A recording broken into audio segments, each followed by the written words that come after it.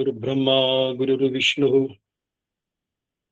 गुरुर्देवो महेश्वरः गुरुर्साक्षात् परं ब्रह्म तस्मै श्री गुरवे नमः। ओम श्रीनारायण गुरुराध्यां शिवलिंगार्य मध्यमां बोधानंद संसरन्तीं अस्मदाचार्यपर्यन्तां शिष्यसङ्घान्वितां शुभां गुरुचिन्वितां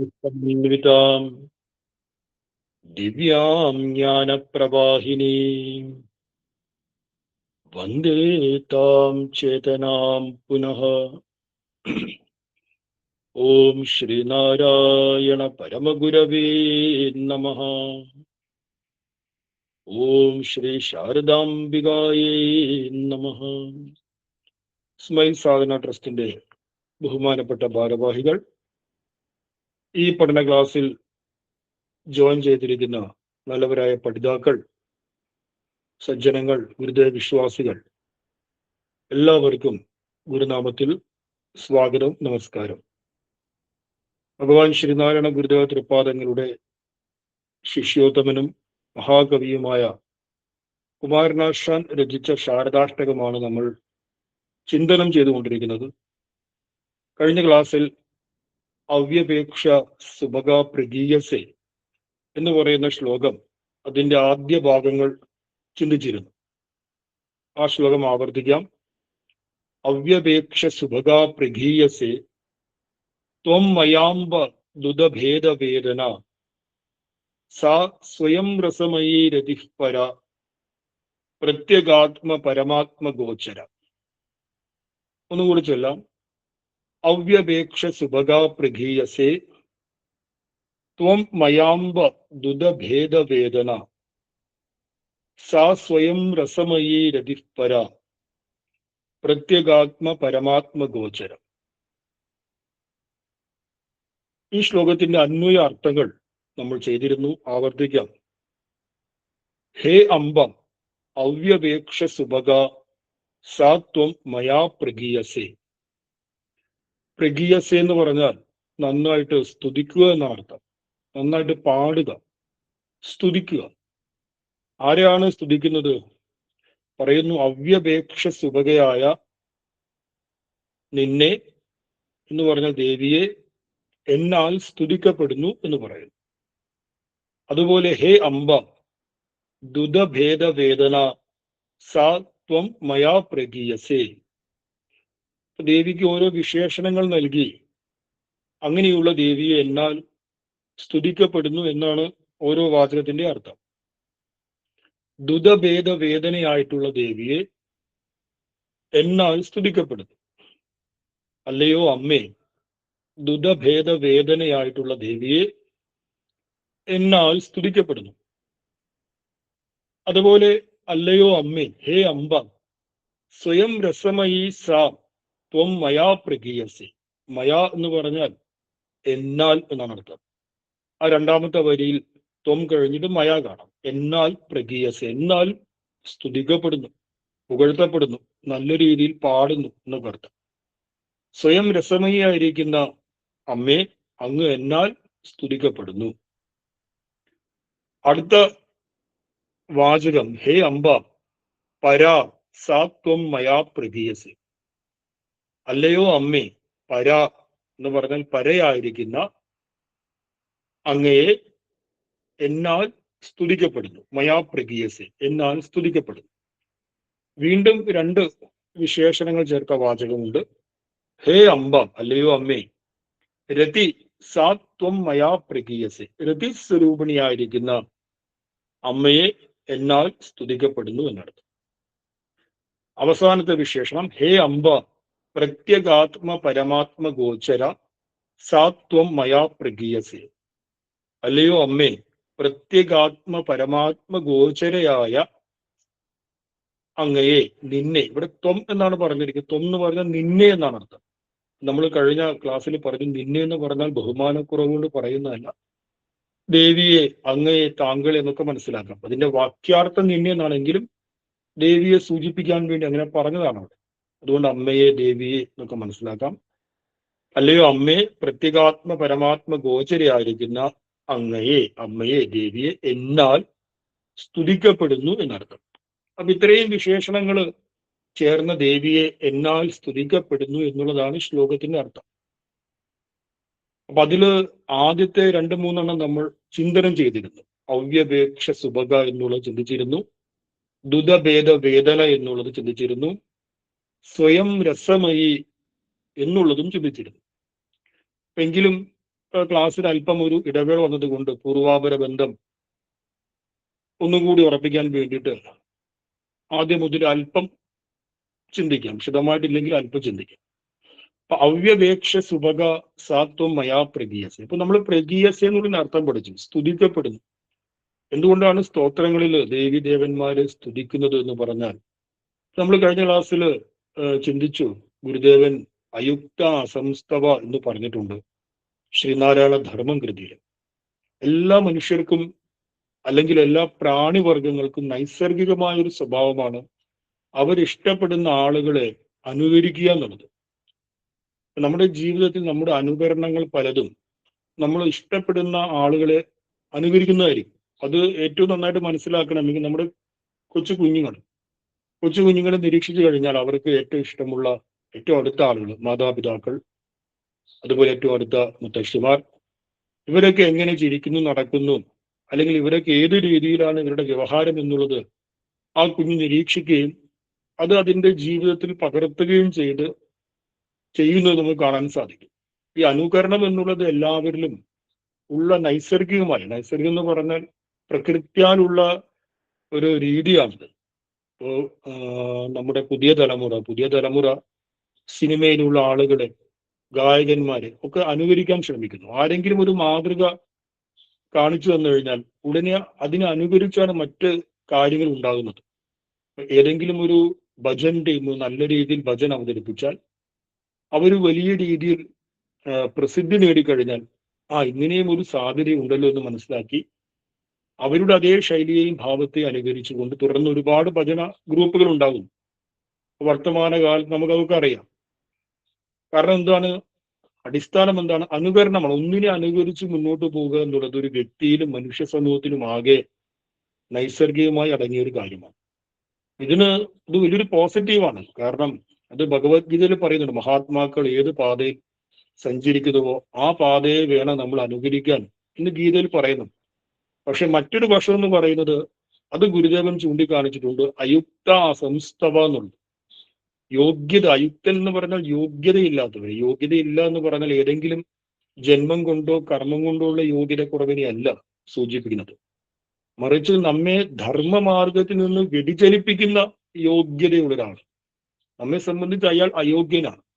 അയാളുടെ ആ അയോഗ്യത എന്താണ്, അല്ലെങ്കിൽ യോഗ്യത എന്താണ്? ധർമ്മമാർഗത്തിൽ നിന്ന് വ്യതിചലിപ്പിക്കുക എന്നുള്ള യോഗ്യത ഉള്ളത് കൊണ്ട് അയാൾ അയോഗ്യനാണ്. അപ്പൊ അങ്ങനെയുള്ള ഒരു വ്യക്തി, അങ്ങനെയുള്ള ഒരു ഇസം, അങ്ങനെയുള്ള ഒരു ചിന്താ പദ്ധതി, അങ്ങനെയുള്ള ഒരു പ്രത്യയ ശാസ്ത്രം, ഇവയൊക്കെ നമുക്ക് അയുക്ത എന്ന് പറയാം.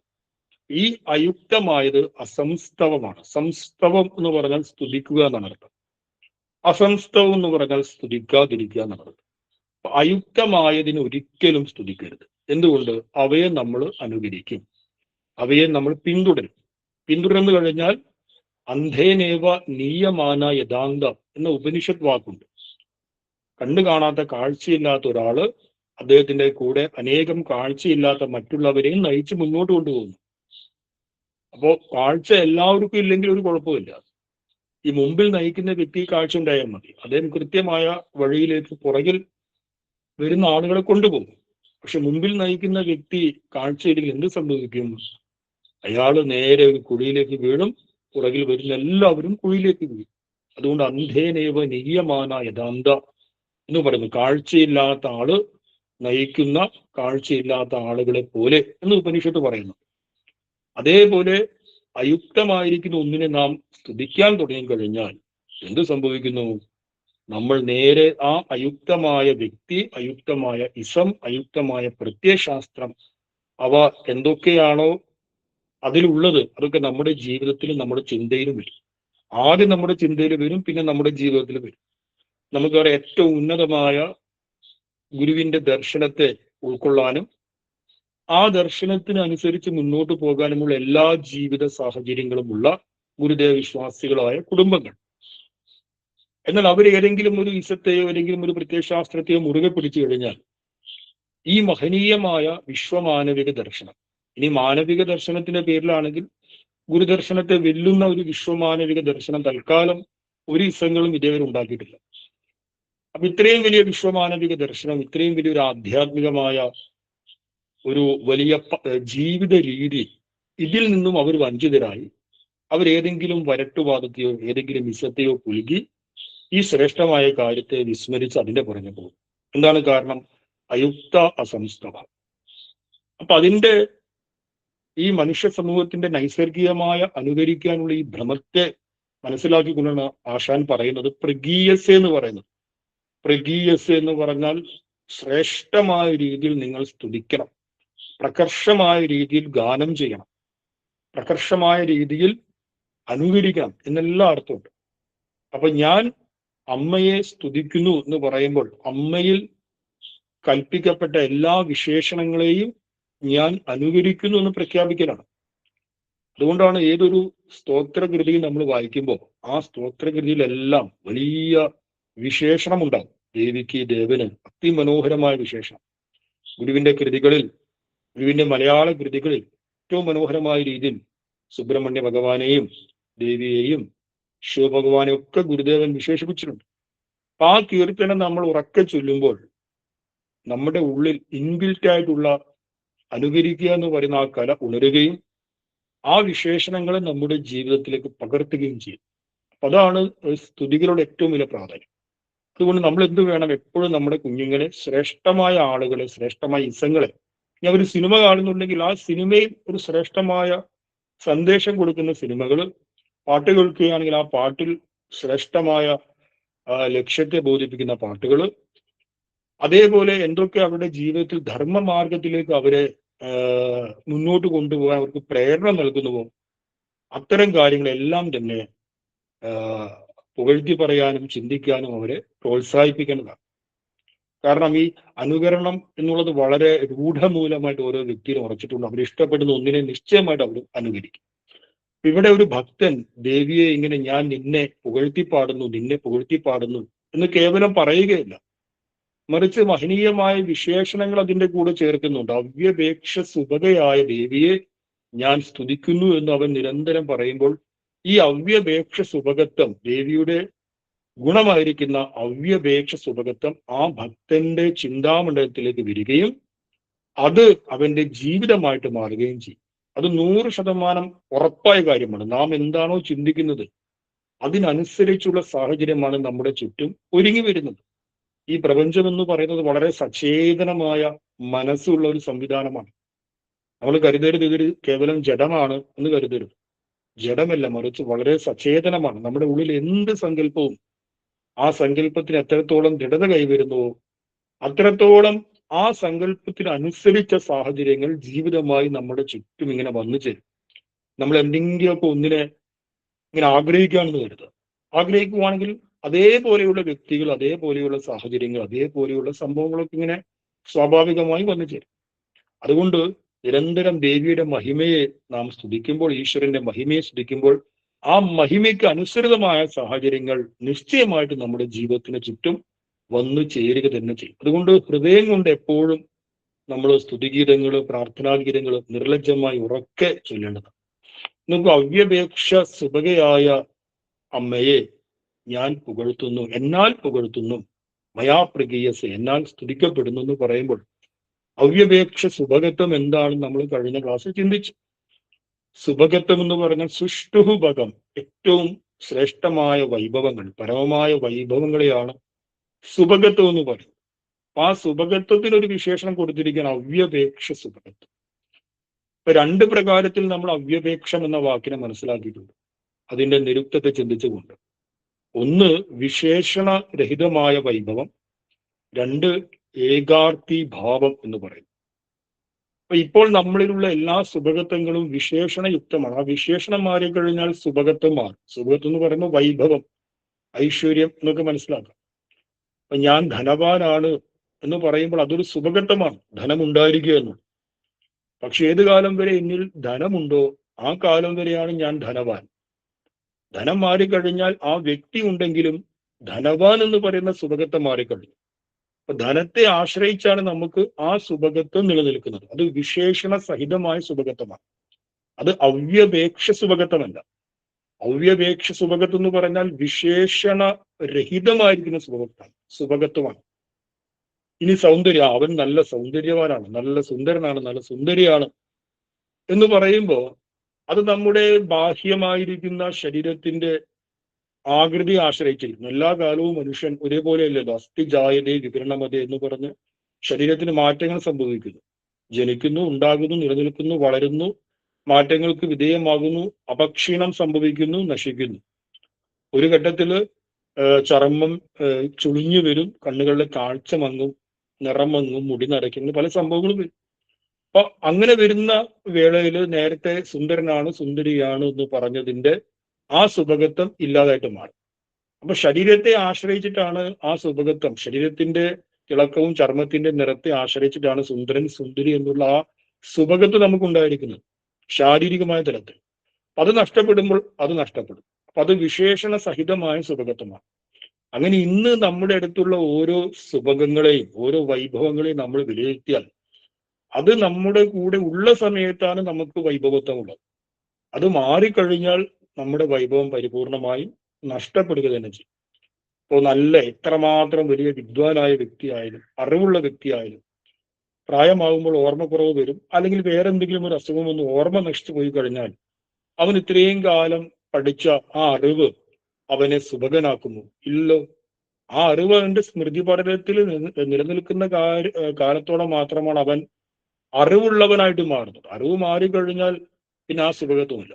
അങ്ങനെ നമ്മുടെ അടുത്തുള്ള എല്ലാം തന്നെ വിശേഷണ സഹിതമാണ്. വരുന്നു, നിലനിൽക്കുന്നു, പോകുന്നു, വരുന്നു, നിലനിൽക്കുന്നു, പോകുന്നു, വരുന്നു, നിലനിൽക്കുന്നു, പോകുന്നു. ഇതല്ലാത്ത എന്തുണ്ട് നമ്മുടെ? ചിന്തിച്ചു നോക്കൂ. നമ്മൾ ഇന്ന് വലിയ വലിയ ഞാൻ വലിയ ജന്മിയാണെന്ന് പറയുന്നുണ്ടെങ്കിൽ, ഞാൻ വലിയ പദവിയുള്ള വ്യക്തിയാണെന്ന് പറയുന്നുണ്ടെങ്കിൽ, ഇപ്പൊ ഇന്നലെ വരെ പ്രതിപക്ഷ നേതാവായിരിക്കുന്ന ആള് ഇന്ന് ആര്? ഇന്ന് മുഖ്യമന്ത്രിയായി. ഇന്ന് മുഖ്യമന്ത്രിയായ ആള് ഇന്നലെ മുഖ്യമന്ത്രിയായ ആള് ഇന്ന് പ്രതിപക്ഷ നേതാവായി. ഇങ്ങനെ സ്ഥാനങ്ങൾ മാറി മാറി വരുന്നു. ഇന്നലെ റോഡിലൂടെ സമരം ചെയ്യാൻ പോയ വ്യക്തികൾ ഇന്ന് മന്ത്രിമാരായി. മന്ത്രിമാരാകുന്ന ഉറച്ച് വിശ്വസിച്ചവര് പുറത്തായി. അപ്പോൾ ഓരോ പദവിയും നമ്മുടെ അടുത്ത് ആ വിശേഷണം എത്ര കാലം നിലനിൽക്കുന്നുവോ അത്രത്തോളം കാലം മാത്രമാണ് എല്ലാ സുഭഗത്വങ്ങളും നമുക്കുള്ളത്. എന്നാൽ ദേവിയുടെ സുഭഗത്വം എങ്ങനെയാണ്? ദേവിയുടെ സുഭഗത്വം അവ്യപേക്ഷമാണ്. അത് ഏതെങ്കിലും വിശേഷണത്തെ ആശ്രയിച്ചല്ല, മറിച്ച് ഒരു വിശേഷണവും ഇല്ലെങ്കിൽ കൂടിയും ദേവി നിത്യ സുഭഗയാണ്. ഒരു വിശേഷണമില്ലെങ്കിൽ കൂടി നമുക്ക് നമ്മുടെ മുമ്പിൽ എന്നും കത്തിജ്വലിച്ചു നിൽക്കുന്ന സൂര്യൻ, ആ സൂര്യന്റെ ഉള്ളിൽ നടക്കുന്ന ഫ്യൂഷൻ പ്രക്രിയ നിന്നു കഴിഞ്ഞാൽ പിന്നെ സൂര്യന്റെ തേജസ് മങ്ങും, സൂര്യൻ ഇല്ലാതായിട്ട് മാറും, കേവലം ഒരു ഇരുണ്ട രൂപമായിട്ട് മാറും. സൂര്യന്റെ കാലത്ത് എത്രത്തോളം ആ തേജസ് ഉണ്ടോ, എത്രത്തോളം കാലം ആ ഒരു തേജസ് ഉണ്ടോ അത്രത്തോളം കാലം സൂര്യൻ പ്രശോഭിക്കുന്നു. പ്രപഞ്ചത്തിലെ ഒരു ഉദാഹരണമാണ് ചൂണ്ടിക്കാണിച്ചത്. എന്നാൽ ജഗദംബികയുടെ ആ ദിവ്യത്വം എന്ന് പറയുന്നത്, സുഭഗത്വം, ഐശ്വര്യം, വൈഭവം എന്ന് പറയുന്നത് ഏതെങ്കിലും ഒരു വിശേഷണത്തെ ആശ്രയിച്ചിട്ടില്ല. അത് സ്വസിദ്ധമായി ദേവിയിൽ കുടികൊള്ളുന്നതാണ്. അങ്ങനെയുള്ള ദേവിയെ എന്നാൽ സ്തുതിക്കുന്നു എന്നാണ് ആശാൻ ഇവിടെ പറയുന്നത്. ഇനി നോക്കൂ, ദേവിക്ക് നാം കൽപ്പിക്കുന്ന അനേക വൈഭവങ്ങളുണ്ട്. ദേവി വിദ്യാസ്വരൂപിണിയാണ്, അല്ലെങ്കിൽ സർവാലങ്കാര വിഭൂഷിതയാണ്, ത്രിപുര സുന്ദരിയാണ്. ഈ വൈഭവങ്ങളെല്ലാം പ്രശോഭിക്കുന്നത് പോലും ദേവിയുടെ സാന്നിധ്യത്തിലാണ്. ദേവിക്ക് ഒരുപാട് മാലകൾ, ആഭരണങ്ങൾ, വസ്ത്രങ്ങളൊക്കെ നമ്മൾ ധരിച്ചു കൊടുത്തു, അണിയിച്ചു കൊടുത്തു.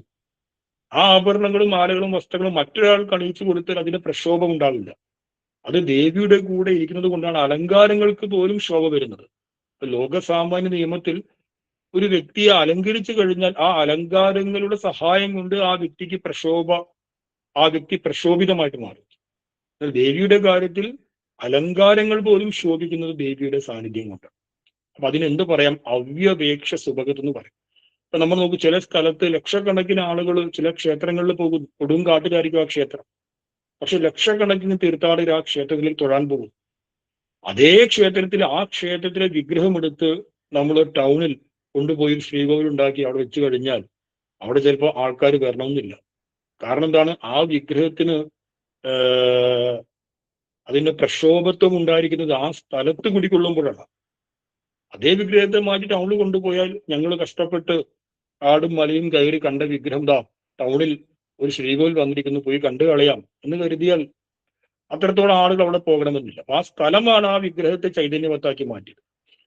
അതേപോലെ ഈ ഉദാഹരണം പറയാൻ കാരണം ദേവിയിൽ എന്തെല്ലാം വൈഭവങ്ങൾ, അലങ്കാരങ്ങൾ നമ്മൾ കൽപ്പിച്ച് പാടുന്നു.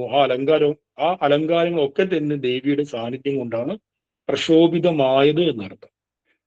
ഇനി അടുത്തത് ഏകാർത്തി ഭാവം എന്നുള്ള ഒരു അർത്ഥമാണ് ഈ അവ്യപേക്ഷ സുഭഗതത്തിനുള്ളത്. ഞാനിത് പറയുന്നത് നമ്മുടെ ക്ലാസ് ഇച്ചിരി ഗ്യാപ്പ് വന്നത് കൊണ്ട് ഒരു പൂർവാപര ബന്ധം കിട്ടാൻ വേണ്ടി മാത്രമാണ്, അല്ലാതെ വീണ്ടും ക്ലാസ്സിന് ആവർത്തിക്കുകയില്ല. ഏകാർത്തി ഭാവം എന്താണ് എന്നുള്ളത് നമ്മൾ കഴിഞ്ഞ ക്ലാസ്സിൽ ചിന്തിച്ചു. ഏകാർത്തി ഭാവം എന്ന് പറയുമ്പോൾ ഒരു ഉദാഹരണത്തിന് നമ്മൾ പറഞ്ഞിട്ടുണ്ടായിരുന്നു, കുറെ പച്ചക്കറി കഷ്ണങ്ങൾ. ആ കുറെ പച്ചക്കറി കഷ്ണങ്ങൾ മുറിച്ചിട്ട് ഒരു കലത്തിലിട്ട് വേവിച്ചു അതിനെ സാമ്പാർ എന്ന് പറയും.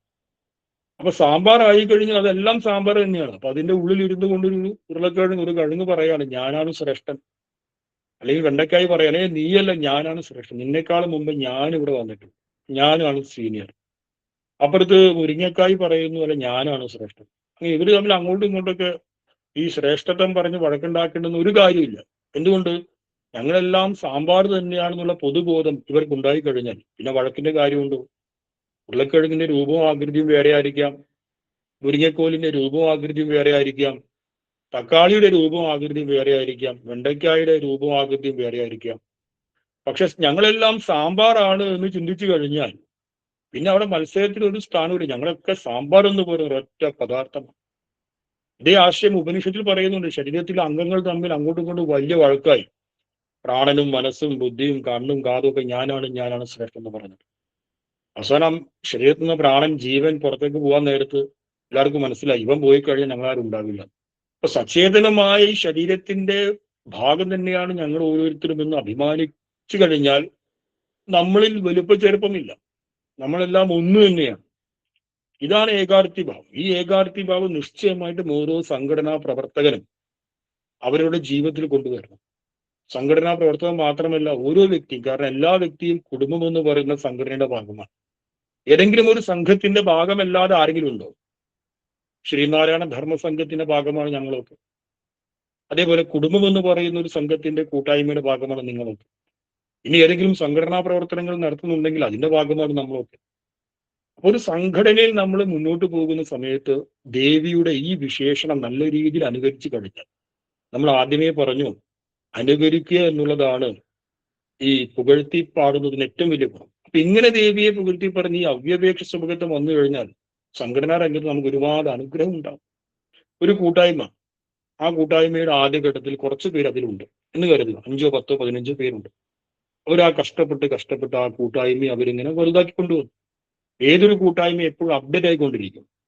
1, 2, 3, 4 മാസം കഴിഞ്ഞ്, അല്ലെങ്കിൽ 2, 3 വർഷം കഴിഞ്ഞാൽ പുതിയ പുതിയ ആളുകൾ ആ കൂട്ടായ്മയിലേക്ക് വരും. ചിലപ്പോൾ പുതിയ ആളുകൾക്ക് എന്തെങ്കിലുമൊക്കെ കഴിവുണ്ടാകും. പഴയ അതിനെ വളർത്താൻ വേണ്ടി പരിശ്രമിച്ച ആളുകൾക്ക് ഇല്ലാത്ത മറ്റേതെങ്കിലും കഴിവ്. എല്ലാവർക്കും ഒരേ കഴിവുണ്ടാവില്ലല്ലോ. ചില ആളുകൾക്ക് നന്നായിട്ട് പ്രഭാഷണം ചെയ്യാൻ പറ്റും, ചില ആളുകൾക്ക് ചിത്രം വരയ്ക്കാൻ പറ്റും, ചില ആളുകൾക്ക് പാട്ട് പാടാൻ പറ്റും, ചില ആളുകൾക്ക് നല്ല അസാമാന്യമായ സംഘടനാ പ്രവർത്തനം ചെയ്യാൻ പറ്റും, ആളുകളെ സംഘടിപ്പിക്കാൻ പറ്റും. ഏറ്റവും വലിയ ഒരു കലയാണ് ആളുകളെ സംഘടിപ്പിക്കുക. ഈ ആളുകളെ സംഘടിപ്പിച്ചു കഴിഞ്ഞാലേ ഒരു പ്രഭാഷണം ചെയ്യാനുള്ള അവസരം ഉണ്ടാവും, ബാക്കിയെല്ലാം ഉണ്ടാവും. എന്നാൽ ആളുകളെ സംഘടിപ്പിക്കുന്ന വ്യക്തി ഒരു പക്ഷേ സ്റ്റേജിലേക്കോ മറ്റോ വരണമെന്നില്ല, പക്ഷെ അദ്ദേഹത്തിന് ആളുകളെ സംഘടിപ്പിക്കുന്ന ഒരു വലിയ കഴിവുണ്ട്. അങ്ങനെ ഓരോരുത്തർക്കും വ്യത്യസ്തമായ കഴിവുകളുണ്ട്. വ്യത്യസ്തമായ കഴിവുകളുള്ള ആളുകൾ ആ സംഘടനയെ ക്രമേണ വളർത്തുമ്പോൾ 3, 4 വർഷം കഴിഞ്ഞാൽ പുതിയ പുതിയ ആൾക്കാർ, അപ്പൊ പുതിയ പുതിയ ആളുകൾ വരുമ്പോൾ ചിലപ്പോൾ അവരുടെ ഏതെങ്കിലും ഒരു കഴിവുകൊണ്ട് അവർ ചിലപ്പോൾ മറ്റുള്ളവരുടെ ഇടയിൽ പെട്ടെന്ന് അറിയപ്പെടും. അപ്പൊ ആദ്യകാലത്തെ ആ സംഘടനയുടെ ഭാഗമായി പ്രവർത്തിച്ച ആൾക്കാർക്ക് ചിലപ്പോൾ ഒരു നിരാശ വരും. ഞങ്ങളൊക്കെ 4-5 വർഷമായി ഇതിന്റെ ഉള്ളിലുണ്ട്, ഇന്നലെ വന്ന ഇവനാണ് ഇപ്പോ ഇതിന്റെ മെയിൻ ആള്, ഇവനാണ് എല്ലായിടത്തും ഉള്ളത്. അപ്പൊ എന്ത് വരുന്നു? ഉള്ളില് ഈഗോ വരുന്നു, ദേഷ്യം വരുന്നു, ആ പുതിയ വന്നിരിക്കുന്ന വ്യക്തിയെ കുത്തിത്തിരിപ്പുണ്ടാക്കി പുറത്താക്കാൻ വേണ്ടി ശ്രമിക്കുന്നു. അങ്ങനെ പല സംഘർഷം ഉണ്ടാകുന്നു. അങ്ങനെ ആത്യന്തികമായിട്ട് ആ സംഘം ദുർബലമാകുന്നു, നശിച്ചു പോകുന്നു. ദുർബലമായി കഴിഞ്ഞാൽ മനസ്സിലാക്കുക, ദുർബലമായി കഴിഞ്ഞാൽ ആ സംഘത്തിന്റെ ഭാഗമായിരിക്കുന്ന ഓരോ വ്യക്തിയും ദുർബലമായിട്ട് മാറും. ഒരു സാമ്പാർ ചീത്തയായി കഴിഞ്ഞാൽ ആരും പറയില്ല, ആ നീ ആ ഉരുളക്കിഴങ്ങ് അവിടെ വെച്ചിട്ട് ബാക്കിയെല്ലാം കളഞ്ഞേക്കൂ എന്ന് ആരെങ്കിലും പറയുമോ? ആ സാമ്പാർ കളഞ്ഞേക്കൂ എന്നേ പറയുള്ളൂ. അല്ല തക്കാളിക്ക വെച്ചിട്ട് ബാക്കിയെല്ലാം കളഞ്ഞേക്കൂ എന്ന് ആരും പറയില്ല. കാരണം അവര് നോക്കുമ്പോൾ അവരതിനെ ഉരുളക്കിഴങ്ങായിട്ടോ അല്ലെങ്കിൽ തക്കാളി ആയിട്ടോ അല്ലെങ്കിൽ മുരിങ്ങക്കോലായിട്ടോ കാണുന്നില്ല, സാമ്പാറായിട്ടേ കാണുന്നു. അപ്പൊ ഏതെങ്കിലും ഒരു കിഴങ്ങിന്റെ ഏതെങ്കിലും ഒരു പച്ചക്കറിയുടെ ദോഷം കാരണം ആ സാമ്പാറിന് കേട് വന്നു കഴിഞ്ഞാൽ മൊത്തം എടുത്തു കളയും. നേരെ മറിച്ച് ആ സാമ്പാർ ഏതെങ്കിലും ഒരു പച്ചക്കറിയുടെ വിശേഷമായി എന്താ പറയാ, ചില ഈ പാലക്കാട് ഭാഗത്തൊക്കെ നമ്മൾ പച്ചക്കറികള് പലഹാരങ്ങൾ അതേപോലെ ഭക്ഷണം ഉണ്ടാക്കുമ്പോൾ ചില വിശേഷ കൂട്ട് ചേർക്കും. ആ കൂട്ട് ആർക്കും അറിയില്ല, ബാക്കിയെല്ലാം സെയിം ആയിരിക്കും. ആ കൂട്ട് ചേർക്കുമ്പോഴാണ് അതിന് അസാമാന്യമായ ഒരു രുചിയും ഗന്ധവും ഉണ്ടാവും. അപ്പൊ ആ കൂട്ട് എന്ന് പറയുന്നതും ഒരു പദാർത്ഥമാണ്. ആ പദാർത്ഥം ഇട്ടതോടുകൂടി കേവലം ആ കൂട്ടിനെ മാത്രമാണോ ആൾക്കാർ പ്രശംസിക്കുന്നത്? ആ സാമ്പാർ നന്നായിട്ടുണ്ട്, ഇതിനെ മൊത്തം പറയുന്നു. അതേപോലെ ഒരു വ്യക്തി പിന്നീട് വന്ന് ഏറ്റവും ജൂനിയർ ആയിരിക്കുന്ന ഒരു വ്യക്തി, സീനിയേഴ്സ് ആയിരിക്കുന്ന ഒരുപാട് പേരുടെ കൂടുതൽ പിന്നീട് വന്ന ആ വ്യക്തിയുടെ വിശേഷമായ കഴിവ് കൊണ്ട് ആ സംഘടന ഒന്ന് വളർന്നു കഴിഞ്ഞാൽ എല്ലാവരും എന്ത് പറയും? നോക്കൂ ആ സംഘം, സ്മൈൽ നോക്കൂ, എത്ര ശ്രേഷ്ഠമായ കൂട്ടായ്മയാണ്, എത്ര ശക്തമായ ശ്രീനാരായണ ധർമ്മ പ്രചാരണ പ്രവർത്തനമാണ് അവർ നടത്തുന്നത് എന്ന് പറയില്ലേ? അപ്പൊ ഒരു വ്യക്തിയുടെ പ്രവർത്തനത്തിന്റെ ഫലമായി ആ സംഘത്തിലെ മുഴുവൻ ആളുകൾക്കും അഭിമാനിക്കാൻ വളരാം. ഒരു കുടുംബത്തില് മകൻ കഷ്ടപ്പെട്ട് പരീക്ഷ പാസ്സായി IAS നേടിക്കഴിഞ്ഞാൽ ആ കുടുംബത്തിലെ അച്ഛനും അമ്മയ്ക്കും ഒക്കെ ഉന്നതിയല്ലേ ഉണ്ടാവുക. അച്ഛൻ കരുതാണ് ഞാൻ 10ാം ക്ലാസ് വരെ പഠിച്ചിട്ടുള്ളൂ, 11 ഇതാ IAS കഴിഞ്ഞു, ഇവൻ എന്നെക്കാളും വലിയ ആളാണ്, പെരുന്തച്ഛൻ കോംപ്ലക്സ് എന്ന് പറയും. അങ്ങനെ അച്ഛന് തോന്നിക്കഴിഞ്ഞാൽ അച്ഛൻ അവനെ പാല വെക്കാൻ പോയി കഴിഞ്ഞാൽ ആ കുടുംബത്തിന് വന്നു ചേരേണ്ട അഭിവൃദ്ധി ഇല്ലാതാവുകയും ആ അഭിവൃദ്ധിയിലൂടെ ആ അച്ഛനും കിട്ടേണ്ട അഭിവൃദ്ധി ഉണ്ട്. അച്ഛനും ഒരു കുടുംബത്തിന് എത്രത്തോളം ഐശ്വര്യം വരുന്നു, ആ ഐശ്വര്യം ആ കുടുംബത്തിൽ ഓരോരുത്തർക്കുമാണ് കിട്ടുന്നത്. അല്ല ചുമരിനോ TVക്കോ സ്റ്റാൻഡിനോ അല്ല ഐശ്വര്യം കിട്ടുന്നത്. ആ കുടുംബത്തിൽ ജീവിക്കുന്ന ഓരോ വ്യക്തികൾക്കും ഐശ്വര്യം കിട്ടും. അപ്പൊ ഒരാളുടെ ഉന്നതി കൊണ്ട് ആ കുടുംബം മൊത്തം ഉന്നതിയിലേക്ക് പോകും. അതേപോലെ ഒരു വ്യക്തിയുടെ ഏതെങ്കിലും സവിശേഷമായ കഴിവുകൊണ്ട് ആ കൂട്ടായ്മയ്ക്ക് ഉന്നതി വന്നു കഴിഞ്ഞാൽ ആ കൂട്ടായ്മയുമായി ബന്ധപ്പെട്ട് പ്രവർത്തിക്കുന്ന ഓരോരുത്തരുടെയും വളർച്ചയാണ് സംഭവിക്കുന്നത്. നേരെ മറിച്ച് ഒരു വ്യക്തി വന്ന് ഏതെങ്കിലും മേഖലയിൽ അവനൊന്ന് ഉണർന്ന് പ്രവർത്തിക്കുമ്പോൾ മറ്റുള്ളവർക്ക് ഞങ്ങൾ 3-4 വർഷം മുമ്പ് വന്നതാണ്, ഇവൻ ഇന്നലെ വന്ന് ഷോ ചെയ്തു എന്ന് കരുതി അവനെ കാലേവാരി നിലത്തടിക്കാൻ ശ്രമിച്ചു കഴിഞ്ഞാൽ എന്ത് സംഭവിക്കുന്നു? ആ കൂട്ടായ്മയ്ക്ക് ക്ഷീണം സംഭവിക്കുകയും ഈ കൂട്ടായ്മയുമായി ബന്ധപ്പെട്ട് പ്രവർത്തിക്കുന്ന എല്ലാവർക്കും ക്ഷീണം സംഭവിക്കുകയും ചെയ്യും. അത് എപ്പോഴും നമ്മുടെ ഉള്ളിൽ ഏകാർത്തി ഭാവം വേണം. നമ്മളെല്ലാം സാമ്പാറിലെ കഷ്ണങ്ങളാണ്. സാമ്പാറിനുണ്ടാവുന്ന ഏതൊരു ദോഷവും നമ്മൾ ഓരോരുത്തരെയും ബാധിക്കും. ഒരു വ്യക്തിയെ മാത്രമല്ല ഓരോരുത്തരെയും ബാധിക്കും. ഏതെങ്കിലും ചില കൂട്ടുകൾ കൊണ്ട് സാമ്പാറിന് നല്ല രുചിയും ഗന്ധവും ഉണ്ടായി അത് നമുക്ക് എല്ലാവർക്കുമാണ് ഗുണം. നമ്മളെല്ലാവരും അതിൽ പുകഴ്ത്തപ്പെടുന്നു, നമുക്ക് എല്ലാവർക്കും അതിൽ അംഗീകാരം കിട്ടുന്നു. സ്മൈൽ എന്ന് പറയുന്ന കൂട്ടായ്മ പടർന്ന് പന്തലിച്ച് വലിയ ഉത്തമമായ ഒരു ശ്രീനാരായണ പ്രസ്ഥാനമായി ലോകത്തിന് മാതൃകയായി വർത്തിച്ചു കഴിഞ്ഞാൽ ഇതുമായി ബന്ധപ്പെട്ട് ഓരോരുത്തർക്കും അഭിമാനിക്കാം. നോക്കൂ, ഞങ്ങളുടെ പ്രസ്ഥാനം ഇത്രയും വലിയ ഒരു ദിശാബോധം നൽകി, സമൂഹത്തിന് ദിശാബോധം നൽകി നിലനിൽക്കുന്നില്ലേ എന്ന് നമുക്ക് എല്ലാവർക്കും അഭിമാനിക്കാം.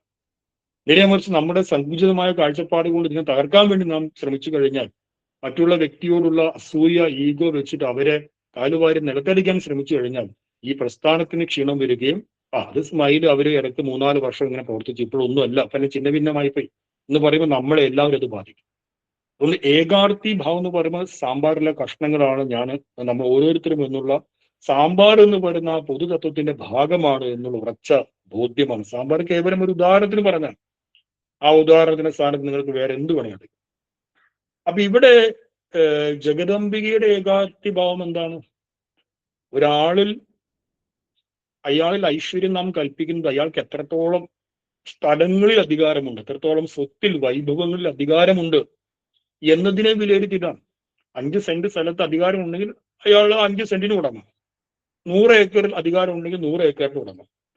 അങ്ങനെ നോക്കുകയാണെങ്കിൽ ലോകത്തിൽ ഏറ്റവും വലിയ വൈഭവം ഏതാണ്? ഈ സമ്പൂർണ്ണ പ്രപഞ്ചവും അണ്ടകടാഹവും ആരുടെ സ്വന്തമാണോ ആ വ്യക്തിയിൽ ഏറ്റവും വലിയ വൈഭവമുള്ളയാൾ. ദേവിയെ സംബന്ധിച്ച് ഏകാർത്തി എന്ന് പറയുന്ന മുഴുവൻ പ്രപഞ്ചവും ആ മുഴുവൻ ജഗത്തും ദേവിയുടെ സ്വന്തമാണ്. ആ മുഴുവൻ ജഗത്തിലും ദേവിയുടെ അധികാരം വ്യാപിച്ചിരിക്കുന്നു. ഏതെങ്കിലും ചെറിയ പ്രദേശത്ത് മാത്രമല്ല, മുഴുവൻ ജഗത്തിലും നാനാവിധത്തിലുള്ള രൂപത്തോടു കൂടി പ്രകടമാകുന്നത് ദേവിയാണ്, ഒരേ ഭാവത്തിലല്ല. അതുകൊണ്ടാണ് ജനനി നവരത്ന മഞ്ജരിൽ ഗുരുദേവൻ അങ്ങനെ വിസ്തരിച്ച് വൈഭവങ്ങളെ പറഞ്ഞ് വൈചിത്ര്യങ്ങളെ പറഞ്ഞ് ഇതെല്ലാം ദേവിയാണെന്ന് സമർത്ഥിക്കുന്നത്. നമ്മൾ കാണുന്ന അനേക വൈഭവങ്ങൾ എന്താണ് ദേവി തന്നെയാണ്. ഇത്രയും വിശാലമായ രീതിയിൽ ദേവി വ്യാപിച്ചിരിക്കുന്നത് കൊണ്ട് ആ ഏകാർത്തി ഭാവത്തെ എടുത്തുകൊണ്ട് എന്ത് പറയാം, അവ്യപേക്ഷ സുഭക എന്ന് പറയാം. അപ്പൊ ദേവിയിൽ അവ്യപേക്ഷ സുഭകത്വമുണ്ട്. ഏറ്റവും വ്യാപകമായി ലോകത്തിലെ ഏറ്റവും വലിയ സ്ഥലത്തിന്റെ ഉടമ ദേവിയാണ്. കാരണം പരിമിതിയില്ല. 5 10 100 1000 ഏക്കറല്ല, മറിച്ച് അൺലിമിറ്റഡ്, പരിധിയില്ലാത്ത സമ്പൂർണ്ണ അണ്ടകടാഹത്തിന്റെയും ഉടമയായതിനാൽ ദേവി ആരാണ്? അവ്യപേക്ഷ സുഭകയാണ്. ഈ അവ്യപേക്ഷ സുഭകയായ ദേവിയെ എന്നാൽ പുകഴ്ത്തപ്പെടുന്നു, ഞാൻ പ്രകീർത്തിക്കുന്നു എന്ന് ഒരു ഭക്തൻ പറയുന്നു. അതിനുശേഷം ഭേദവേദനയായ ദേവിയെ, ഭേദവേദന ഭേദചിന്തകളാകുന്ന അറിവ്, ആ ഭേദചിന്തകളെ പൊടിച്ചു കളയുന്നു. ഇതെന്ന് പറഞ്ഞാൽ പൊടിച്ചു കളയും, ഇല്ലാതാക്കുന്നു. അങ്ങനെയുള്ള ദേവിയെ എന്നാൽ പുകഴ്ത്തപ്പെടുന്നു, എന്നാൽ സ്തുതിക്കപ്പെടുന്നു. ഹേ അംബ സ്വയം രസമയി സാ ത്വം മയാ പ്രഗീയസേ. രസസ്വരൂപിണിയായിരിക്കുന്ന ദേവി, രസോ വൈ സഹ, രസം അവൻ തന്നെയാണെന്ന് ഉപനിഷത്ത് പ്രഖ്യാപിക്കുന്നു. സഹ എന്ന് പറഞ്ഞാൽ ബ്രഹ്മ. അപ്പൊ ആ ദേവി എങ്ങനെയാണ് രസസ്വരൂപിണിയാകുന്നത് എന്നതിനെ കുറിച്ച് ചില അനുബന്ധമായ ചില കഥകളൊക്കെ നമ്മൾ കഴിഞ്ഞ ക്ലാസ്സിൽ ചർച്ച ചെയ്തിരുന്നു, പുരാണ കഥകളൊക്കെ. വീണ്ടും ആ ക്ലാസ് കേട്ടു കഴിഞ്ഞാൽ മനസ്സിലാക്കാം. അപ്പോ അല്ലയോ അമ്മയെ, സ്വയം രസമയായിരിക്കുന്ന ദേവിയെ എന്നാൽ പുകഴ്ത്തപ്പെടുന്നു എന്ന് പറയും. ഇനി നോക്കൂ അടുത്ത വിശേഷണം. ഹേ അംബ പരാ സാ ത്വം മയാ പ്രഗീയസേ. അല്ലയോ അമ്മേ, പരയായിരിക്കുന്ന അങ്ങേ എന്നാൽ പുകഴ്ത്തപ്പെടുന്നു എന്ന് പറയുന്നു. ഇവിടെ നമ്മളൊരു വാക്കിനെ പരിചയപ്പെടുന്നു, പര. നേരത്തെ 3 വാക്കുകളിൽ നമ്മൾ പരിചയപ്പെട്ടു, ചർച്ച ചെയ്തതാണ്. പുതിയ വാക്കാണ്, പുതിയ വിശേഷമാണ് പര, ദേവിയുടെ വിശേഷം. പര എന്നുള്ള വാക്ക് നമുക്ക് സുപരിചിതമാണ്. പരാശക്തി എന്നൊക്കെ പറയുന്നു, പരാശക്തി. ആ പരാശക്തിയിലെ പര തന്നെയാണ് ഈ പര. പൃ എന്ന് പറയുന്ന ഒരു ധാതുണ്ട് സംസ്കൃതത്തിൽ, പൃ പാലനെ, പോഷണ എന്നൊക്കെയുള്ള അർത്ഥത്തിൽ. അതിൽ നിന്നാണ് ഈ പര എന്നുള്ള വാക്കുണ്ടായിരിക്കുന്നത്. പാലിക്കുക, പോഷണം ചെയ്യുക, ഒരുപാട് അർത്ഥം ഇതുമായി ബന്ധപ്പെട്ട് ഈ ധാതുണ്ട്. അപ്പോ പര എന്നുള്ള വാക്കിന്റെ ഒരു നിർവചനം എന്ന് പറയുന്നത്, ആ ധാതുവിന്റെ അർത്ഥം എടുത്ത് ചേർത്ത് കഴിഞ്ഞാൽ യാ പ്രണാദി സാ പര എന്ന് കിട്ടും. പ്രണാദി എന്ന് പറഞ്ഞാൽ ഒന്നിനെ പൂർണ്ണമാക്കുക, ഒന്നിനെ നിറവുള്ളതാക്കി മാറ്റുക, ഒന്നിനെ സംരക്ഷിക്കുക, ഒന്നിനെ അക്കരെ കടത്തുക, മറുകര കടത്തുക. ഇതിനെയൊക്കെയാണ് പ്രണാദി എന്ന് പറയുന്നത്. ഈ പ്രണാദിയും പൃധാതുവും ഉണ്ടായ വാക്കാണ്. യാ പ്രണാദി സാ പര. ആരാണോ ഒന്നിനെ പൂർണ്ണമാക്കുന്നത്, അല്ലെങ്കിൽ സ്വയം പൂർണ്ണമായിരിക്കുന്നത്, ആരാണോ സംരക്ഷിക്കുന്നത്, ആരാണോ അക്കരെ കടത്തുന്നത്, അവൾ എന്തു പറയാം? അവളെ പരാ എന്ന് പറയാം. അങ്ങനെയുള്ള പരാസ്വരൂപിണിയായ ദേവി എന്നാൽ പുകഴ്ത്തപ്പെടും. ഈ പരയ്ക്ക് ആചാര്യന്മാർ ചില ലക്ഷണങ്ങളൊക്കെ നൽകിയിട്ടുണ്ട്. പ്രണാദി എന്ന് പറഞ്ഞാൽ പൂർത്തീകരിക്കുക, അല്ലെങ്കിൽ നിറവ്, ഒന്നിന് നിറവ് പകർന്നു കൊടുക്കുക എന്ന ഒരുപാട് അർത്ഥങ്ങളുണ്ട്. ഇപ്പൊ നമുക്കറിയാം പ്രസിദ്ധമായ ശാന്തി മന്ത്രം, നമ്മളെല്ലാ പരിപാടിയും അവസാനിപ്പിക്കുന്നത് ഒരു പ്രസിദ്ധമായ വൈദിക ശാന്തി മന്ത്രം ചൊല്ലുന്നു, ഓം പൂർണ്ണമത പൂർണ്ണമിത എന്ന്.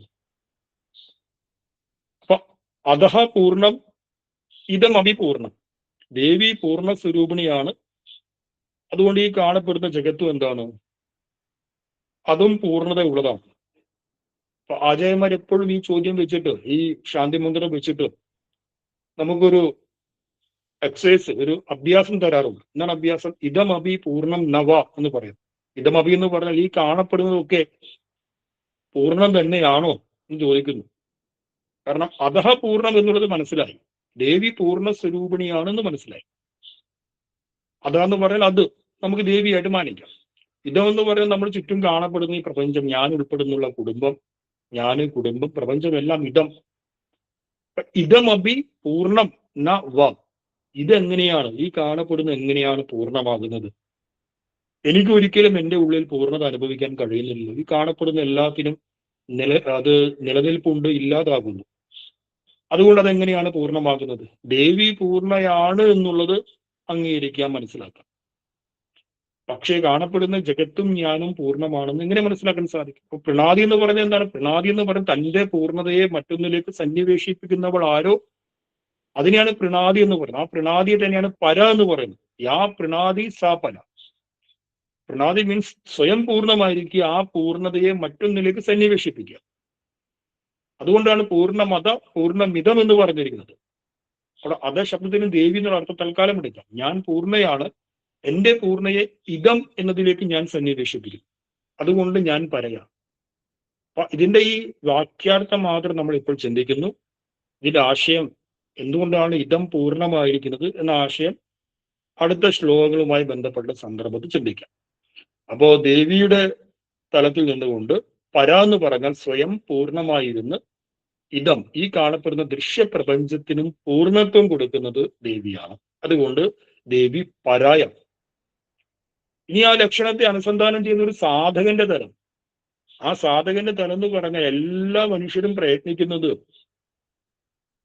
അപൂർണതയെ മാറ്റി പൂർണ്ണതയിലേക്ക് എത്താൻ വേണ്ടിയിട്ടാണ്. നമ്മൾ ഇതേ ആശയം പല സന്ദർഭങ്ങളിൽ ചർച്ച ചെയ്തിട്ടുണ്ട്. ധനത്തിന്റെ അപൂർണത ഉണ്ടെങ്കിൽ ആ ധനത്തിന്റെ അപൂർണത ഇല്ലാതാക്കി ധനത്തിന്റെ പൂർണ്ണതയിലേക്ക് എത്താൻ വേണ്ടി എല്ലാവരും പരിശ്രമിക്കുന്നു.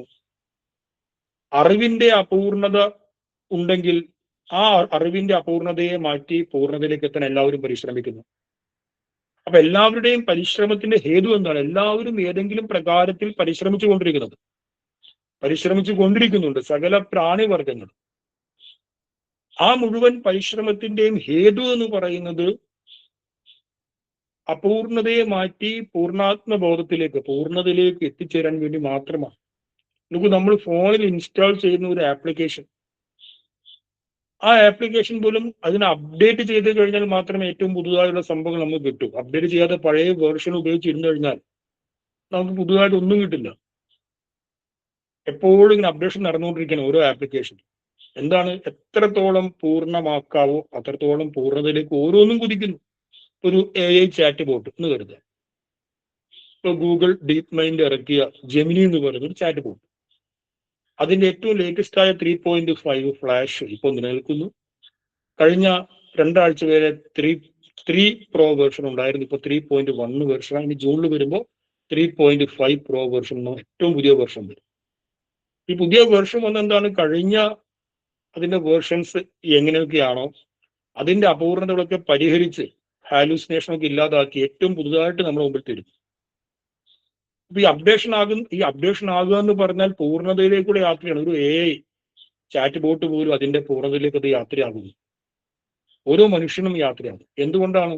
കാരണം നമ്മളിൽ പൂർണ്ണതയെ നിറയ്ക്കാൻ കഴിയുന്ന ജഗദംബിക പൂർണ്ണ സ്വരൂപിണിയായി അവിടെ നിൽക്കുന്നു. അതുകൊണ്ടൊരു സാധകന്റെ ലക്ഷ്യമെന്ന് പറയുന്നത് ഈ ജഗദംബികയുടെ പൂർണ്ണാത്മഭാവത്തെ പുകഴ്ത്തി അനുസന്ധാനം ചെയ്ത് തന്റെ അപൂർണതകൾ ഇല്ലാതാക്കി പൂർണ്ണതയിലേക്ക് ഉയരുക എന്നുള്ളതാണ്. പ്രകീർത്തനം ചെയ്യുമ്പോൾ ദേവി പരയാണെന്ന് പറയുമ്പോൾ, പര എന്ന് പറഞ്ഞാൽ പൂർണ്ണ സ്വരൂപിണി, മറ്റുള്ളവരിൽ പൂർണ്ണതയെ നിറയ്ക്കാൻ കഴിവുള്ളവർ എന്ന് നിരന്തരം നമ്മൾ ശ്രദ്ധിക്കുമ്പോൾ നമ്മുടെ ഉള്ളിൽ പൂർണ്ണത നിറയും. ഇത് തന്നെയാണ് ഇതിന്റെ സൂത്രവാക്യം ഒരു സാധകനെ സംബന്ധിച്ച്. ഇനി എന്ന് പറയുന്ന ആ ധാതുവിന് സംരക്ഷിക്കുക എന്നുള്ള അർത്ഥമുണ്ട്. സംരക്ഷിക്കുക. അപ്പൊ ദേവി നോക്കൂ, ദേവി ഈ കാണപ്പെടുന്ന മുഴുവൻ ജഗത്തിനെയും സംരക്ഷിക്കുന്നുണ്ട്. എങ്ങനെയാണ് സംരക്ഷിക്കുന്നത്? കൃത്യമായ നിയമങ്ങളും ധർമ്മവ്യവസ്ഥകളും ഇവിടെയുണ്ട്.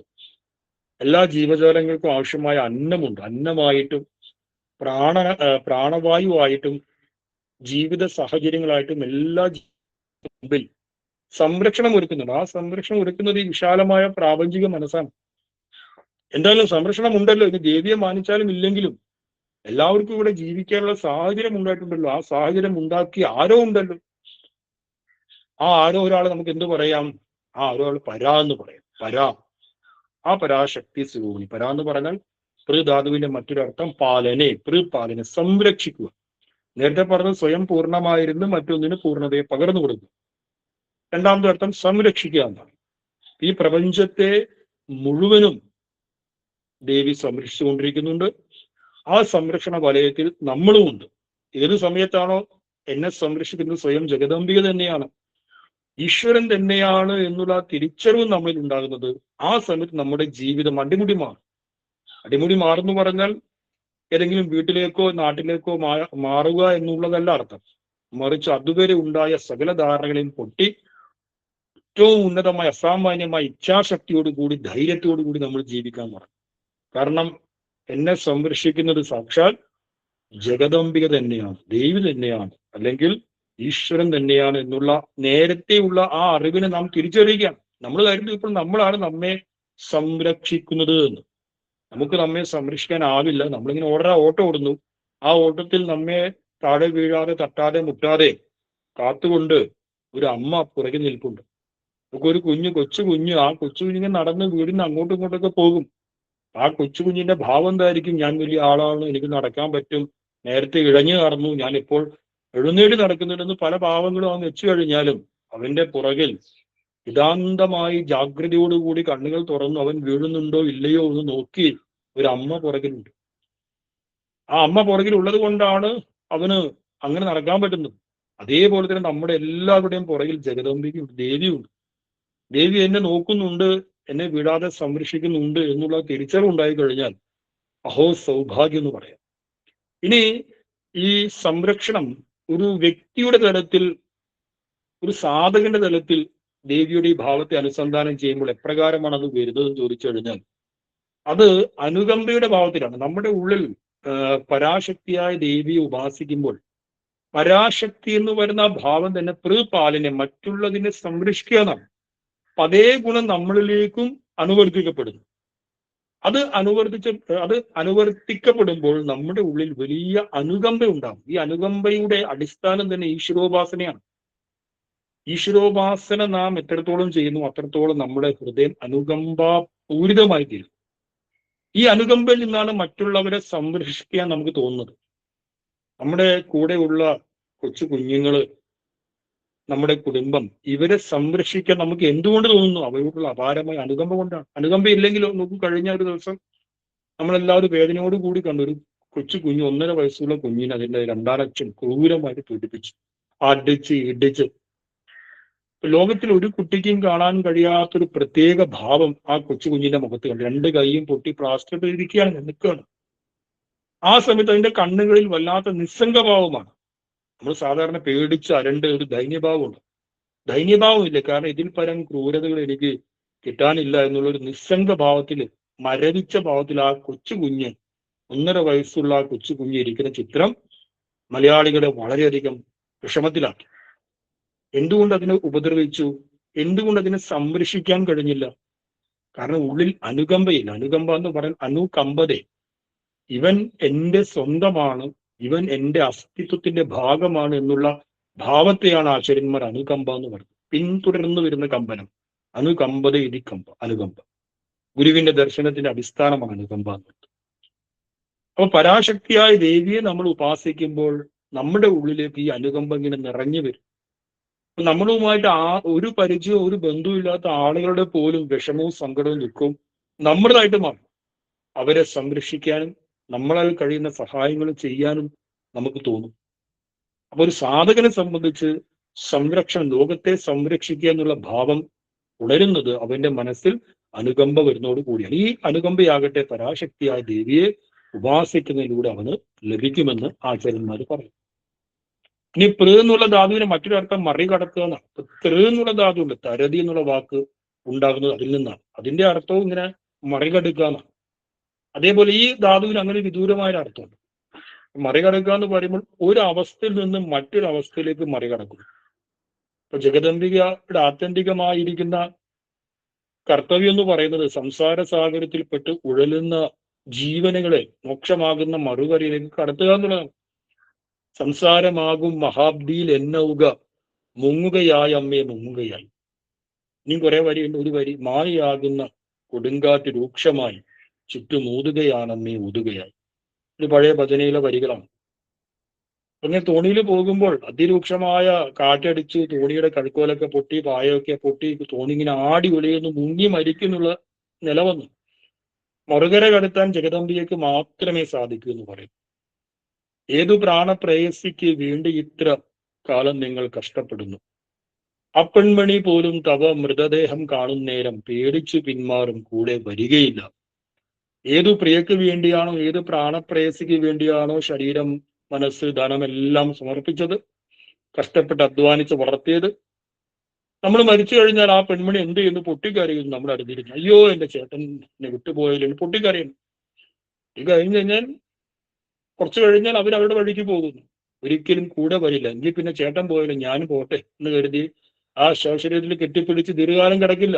ആ പെൺമണി പോലും തവ മൃതദേഹം കാണും നേരം പേടിച്ചു പിന്മാറും, കൂടെ വരികയില്ല. നമ്മുടെ മൃതദേഹം കാണുമ്പോൾ ഏറ്റവും വലിയ പ്രാണപ്രേയസി പോലും ഒന്ന് കരഞ്ഞ് പിന്നീട് പേടിച്ച് പിന്മാറും. ആ മൃതദേഹത്തിന്റെ കൂടെ ശ്മശാനത്തിലേക്ക് ആ കുട്ടി സ്വന്തം ഭർത്താവിന്റെ കൂടെ ഇല്ലാതാകാൻ അനുഗമിക്കില്ല. ചില എന്താ പറയാ, ചില ഇതിന് വിരുദ്ധമായ ചില കാര്യങ്ങൾ വേറെ ഉണ്ട്, അത് വേറെ വിഷയം. എങ്കിലും സാമാന്യമായിട്ട് വരില്ല എന്ന് പറയാൻ കാരണം ഈ ലോകം എന്താണ്? ഈ ലോകം ഒരു ഭവാബ്ദിയാണെന്ന് ഗുരു പറഞ്ഞിട്ടുണ്ട്. സംസാര സാഗരമാണ്, ദുഃഖം മാത്രമാണ്. ഈ സംസാര സാഗരത്തിൽ നിന്ന് മറികടക്കണമെങ്കിൽ ആ മറികടത്തി തരുന്നത് ദേവിയാണ്. നാവികൻ നീ ഭവാബ്ദിക്ക്, രാവിവൻ തോണി നിൻ പദം. പദം എന്ന് പറയുന്നത് ജഗദംബിക. ആ അതേ ജഗദംബിക തന്നെയാണ് ഗുരു. ഗുരുവിനെയും ദേവിയെയും വ്യത്യസ്തമായിട്ട് കാണരുത്. ബ്രഹ്മാശ്രയ മായ അസ്ഥി എന്നാണ് പറയുന്നത്. ബ്രഹ്മാശ്രയമായിരിക്കുന്ന മായ ഉണ്ട്. അപ്പൊ ഗുരു ബ്രഹ്മസ്വരൂപനാണ്. ആ ഗുരുവിൽ അഭിന്നവും അനന്യവുമായിരിക്കുന്ന ശക്തി വിശേഷം തന്നെയാണ് മായ. ഒന്ന് തന്നെയാണ് രണ്ട്. ആ പദം, നിൻ പദം എന്താണ്? ദേവിയാണ്. ആ ദേവിയാണ് നമ്മെ മറികടത്തുന്നത്. അപ്പൊ പര എന്നുള്ള വാക്കിന് എന്തുണ്ട് അർത്ഥം? പര എന്നുള്ള വാക്കിന് എല്ലാറ്റിനെയും മറികടത്തുന്നവളെന്നർത്ഥം. ആ പരാശക്തിയായ ദേവിയെ നമ്മൾ ഉപാസിക്കുന്ന സമയത്ത് എന്ത് സംഭവിക്കുന്നു? ചോദിച്ചു കഴിഞ്ഞാൽ നമ്മുടെ ജീവിതത്തിൽ പ്രതിസന്ധികളെ മറികടക്കാനുള്ള ഇച്ഛാശക്തി വരും. പ്രതിസന്ധികളിൽ നാം പകച്ചു പോകുന്നത് അതിനെ മറികടക്കാനുള്ള ഇച്ഛാശക്തി ഇല്ലാത്തത് കൊണ്ട് മാത്രമാണ്. അല്ലാതെ ധനം ഇല്ലാത്തത് കൊണ്ടോ ആൾബലം ഇല്ലാത്തത് കൊണ്ടോ രാഷ്ട്രീയ സ്വാധീനം ഇല്ലാത്തത് കൊണ്ടോ അല്ല പ്രതിസന്ധിക്ക് മുമ്പിൽ നാം പകച്ചു പോകുന്നത്. അല്പം ഇച്ഛാശക്തി ഒന്ന് കാണിച്ചിരുന്നെങ്കിൽ അതിനെ ഫേസ് ചെയ്യാനുള്ള ധൈര്യം എന്തായാലും വരണമെങ്കിൽ വരട്ടെ. അപ്പൊ നമ്മളെല്ലാവരുടെയും ഒരു ചിന്തയാണ് എപ്പോഴും പലരും പറയുന്നത് കേൾക്കാം, തെറ്റ് ചെയ്യാത്തത് കൊണ്ട് ഞാൻ ആരെയും ഭയക്കില്ല, ഞാനൊരു തെറ്റും ചെയ്തിട്ടില്ലാണ്, എനിക്കൊരു ഭയമില്ലെന്ന് പറയും. അത് ഒരു ഉപരിപ്ലവമായ ഒരു തത്വദർശനം മാത്രമാണ്. തെറ്റ് ചെയ്താലും ഇല്ലെങ്കിലും ഭയക്കേണ്ട കാര്യം എന്ത് സംഭവിക്കും നോക്കാമല്ലോ. തെറ്റ് ചെയ്തു എന്ന് കരുതുക, എന്നിട്ട് എന്താണോ വരുന്നത് അതിനെ സ്വീകരിക്കാൻ വേണ്ടി നമ്മൾ കാത്തിരിക്കുക. നമ്മൾ ഈശ്വരന് വേണ്ടി, ഗുരുവിന് വേണ്ടി പ്രവർത്തിക്കാൻ വേണ്ടി മുന്നോട്ട് ഇറങ്ങി, എന്നിട്ട് ആരെങ്കിലും നമ്മളെ പിടിച്ച് കൊല്ലുകയോ അല്ലെങ്കിൽ ആരെങ്കിലും തകർക്കുകയോ ചെയ്യാൻ വിട്ടുകൊടുക്കുക. അവർക്ക് തകർക്കാൻ പറ്റുമോ എന്ന് നോക്കാമല്ലോ, നമുക്ക് പരീക്ഷിക്കാമല്ലോ. അപ്പുറത്ത് ഗുരുവുണ്ട്, ഈശ്വരനുണ്ട്. ആ ഈശ്വരനെ എന്നെ സംരക്ഷിക്കാൻ കഴിഞ്ഞില്ലെങ്കിൽ പോട്ടെ എന്ന് വെക്കുക. ഞാൻ ഭഗവാനെ വിശ്വസിച്ച് ഈ കർമ്മപഥത്തിലേക്ക് ഇറങ്ങി, ആ ഭഗവാൻ എന്നെ സംരക്ഷിക്കാൻ സാധിച്ചിട്ടില്ലെങ്കിൽ പോട്ടെ എന്ന് വെക്കണം. അപ്പൊ അങ്ങനെയുള്ള ആന്തരിക ഭാവം നാം എങ്ങനെയാണ് വളർത്തിയെടുക്കേണ്ടത്? അത് ഉപാസനയിലൂടെ. പരാശക്തിയായ ജഗദംബിക്ക് ഉപാസിക്കുമ്പോൾ പര എന്ന് പറയുന്ന വാക്കിന്റെ അർത്ഥം എല്ലാറ്റിനെയും മറികടക്കാൻ സഹായിക്കുന്നതെന്നാണ്. എല്ലാറ്റിനെയും മറികടക്കാൻ സഹായിക്കുന്ന ദേവിയെ നമ്മൾ ഉപാസിക്കുന്ന വേളയിൽ നമ്മുടെ ഉള്ളിലുള്ള ആ ഇച്ഛാശക്തി പ്രബലമാകുകയും ജീവിതത്തിൽ ഏത് പ്രതിസന്ധി വന്നു കഴിഞ്ഞാലും അതിനു മുമ്പിൽ ചങ്കൂറ്റത്തോടു കൂടി നിൽക്കാനും അതിനെ ഫേസ് ചെയ്യാനുള്ള കരുത്ത് നമുക്ക് ലഭിക്കുകയും ചെയ്യും. ഇതാണ് ഒരു സാധകന്റെ തലത്തിൽ നാം മനസ്സിലാക്കണം. ഇനി ഏറ്റവും അവസാനമായിട്ട് പര എന്ന് പറയുമ്പോൾ സാമാന്യമായ അർത്ഥം ഏറ്റവും എല്ലാറ്റിനും ഉപരിയായിട്ടുള്ളതെന്നാണ്. ഈ കാണപ്പെടുന്ന എല്ലാ പ്രാപഞ്ചിക പ്രാതിഭാസിക സത്യങ്ങൾക്കും ഉപരിയാണ് ദേവി എന്ന് പറയും. പര ഏറ്റവും ഉന്നതമായിട്ടുള്ളത്, ഏറ്റവും ഉപരിയായിട്ടുള്ളത്. ഇനി പര എന്നുള്ളതിന് മറ്റൊരു അർത്ഥം ആത്യന്തിക ലക്ഷ്യം എന്നാണ്. നമ്മളെല്ലാവരുടെയും ആത്യന്തിക ലക്ഷ്യം, നമുക്ക് എല്ലാവർക്കും പല പല താൽക്കാലിക ലക്ഷ്യങ്ങളുണ്ട്. ആ താൽക്കാലിക ലക്ഷ്യങ്ങളെ മറികടന്ന് ആത്യന്തിക ലക്ഷ്യം, ഇനി ഒരു ലക്ഷ്യത്തിൽ എത്തിച്ചേർന്നു കഴിഞ്ഞാൽ മറ്റൊരു ലക്ഷ്യത്തിലേക്ക് പോകേണ്ടതില്ലയോ? ഇപ്പൊ നോക്കൂ, നമ്മൾ പഠിച്ചു, ഒരു ലക്ഷ്യം വെച്ചു, IAS നേടണം ലക്ഷ്യം വെച്ചു. ആ ലക്ഷ്യത്തെ നേടിയെടുത്തു കഴിഞ്ഞാൽ ആ IAS പിന്നെ മറ്റൊരു ലക്ഷ്യത്തിനുള്ള സാധനയായിട്ട് മാറുന്നു. പിന്നെ നമുക്ക് എത്രത്തോളം ഉന്നതമായ പദവി, ഗവൺമെന്റ് തലത്തിൽ ഉന്നതമായ പോസ്റ്റ്, സെക്രട്ടറി പദവി, കളക്ടർ, അങ്ങനെ ഉന്നതമായ പോസ്റ്റ് നേടിയെടുക്കണം എന്നുള്ള മറ്റൊരു ലക്ഷ്യമായിട്ട് മാറുന്നു. നേരത്തെ നാം വെച്ചിരിക്കുന്ന IAS പറയുന്ന ഈ ലക്ഷ്യം. പഠിക്കുന്ന വേളയിൽ നമ്മുടെ ലക്ഷ്യം IAS ആയിരുന്നു. IAS എടുത്തു കഴിഞ്ഞപ്പോൾ ആ IAS പിന്നീട് മറ്റൊരു ലക്ഷ്യത്തെ നേടിയെടുക്കാനുള്ള സാധനയായിട്ട് മാറി. എന്നാൽ പര എന്ന് പറയുമ്പോൾ ദേവി എന്താണ്? ആത്യന്തിക ലക്ഷ്യമാണ്. ഒരിക്കൽ സാക്ഷാത്കരിച്ചു കഴിഞ്ഞാൽ, ദേവിയെ ഒരിക്കൽ സ്വരൂപ ഭാവത്തിൽ സാക്ഷാത്കരിച്ചു കഴിഞ്ഞാൽ പിന്നെ നമുക്ക് മറ്റൊരു ലക്ഷ്യമില്ല, പിന്നെ മറ്റൊരു ലക്ഷ്യം നേടിയെടുക്കേണ്ട കാര്യമില്ല. അപ്പൊ പര എന്ന് പറഞ്ഞാൽ ആത്യന്തിക ലക്ഷ്യം എന്നർത്ഥം മനസ്സിലാക്കാം. ഏറ്റവും അവസാനത്തെ ലക്ഷ്യം, ആത്യന്തികമായിരിക്കുന്ന ലക്ഷ്യം. ഇനി അവസാനത്തെ ഒരു വിശേഷണമായിട്ട് കുമാരനാശൻ പറയുകയാണ്. എന്ത് പറയുന്നു? അവസാനത്തൊരു 2 വിശേഷണം കൂടിയുണ്ട്. രതി എന്നുള്ള വിശേഷണമുണ്ട്, അതേപോലെ പ്രത്യേകാത്മ പരമാത്മ ഗോചര എന്നുള്ള വിശേഷണമുണ്ട്. ഈ 2 വിശേഷണം നമുക്ക് അടുത്ത ക്ലാസ്സിൽ ചേർത്ത് പഠിക്കാം. ഇപ്പോൾ 6 മണിക്ക് നമ്മുടെ ശ്രീനാരായണ ധർമ്മ പഠന കോഴ്സിന്റെ ഇന്നത്തെ വിഷയമായ ലഘു സംസ്കൃതം എന്ന് പറയുന്ന വിഷയമുണ്ട്. അപ്പൊ 6 മണിക്ക് ഞാൻ വരുന്നു, വീണ്ടും വരാം. തൽക്കാലം ഇപ്പോൾ വിടവാങ്ങുന്നു. ശാരദാഷ്ടകം നമുക്ക് അടുത്ത ക്ലാസ്സിൽ ചിന്തിക്കാം ബാക്കി. ഓം പൂർണ്ണമത പൂർണ്ണമിത